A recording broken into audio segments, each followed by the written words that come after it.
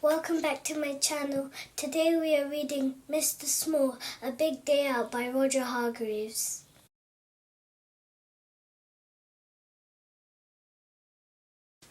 Mr. Small was out for a walk. He was feeling more than a little sorry for himself. It wasn't much fun being as small as he was. He sat down under a tree and closed his eyes. "I do so wish I was bigger," he sighed. "Much, much bigger," he added.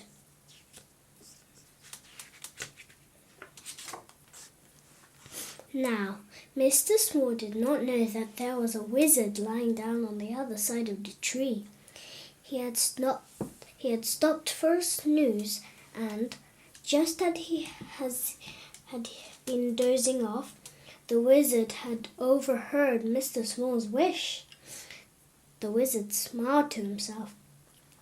Without even opening his eyes, he muttered some magic words under his breath and then went back to sleep.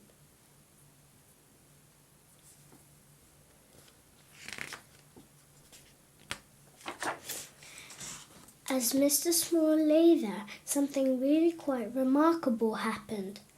Something really quite remarkably magic.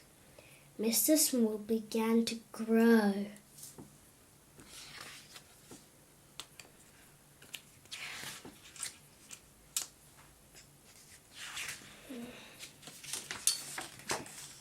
And grow.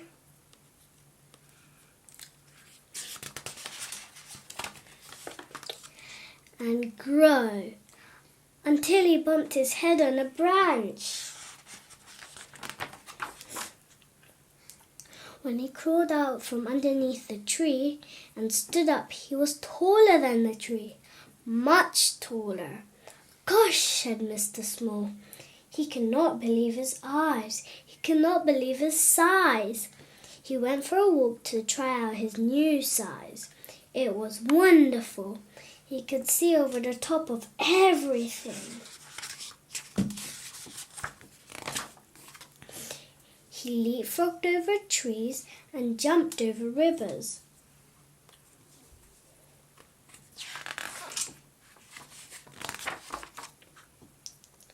He gave Mr. Uppity the shock of his life.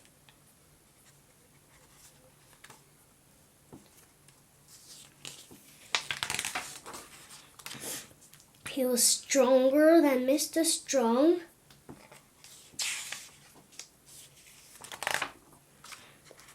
Noisier than Mr. Noisy. And taller than Mr. Tall. He could even make his fingers meet when he put his arms around Mr. Greedy's tummy. Mr. Small had a marvelous day, and as the sun set, he lay down in a field and went to sleep.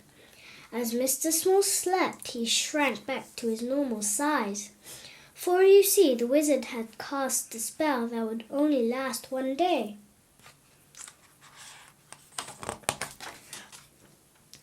When Mr. Small woke up, it was dark. "What a wonderful dream," he said to himself, and got up to walk home. But he found he couldn't. He was surrounded by a wall. However, when he felt along the bottom, he discovered that he could lift up the wall. It was light outside, and when he crawled out, Mr. Small could not believe his eyes. He had been trapped underneath a hat that looked just like his own, but it was much, much bigger. "Well, I never," said Mr. Small. "Maybe it wasn't a dream after all." That sleepy old wizard had forgotten to finish off his spell properly.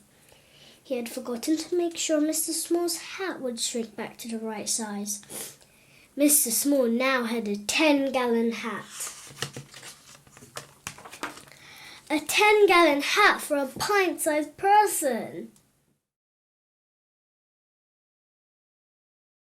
Stay home, be safe, and keep listening.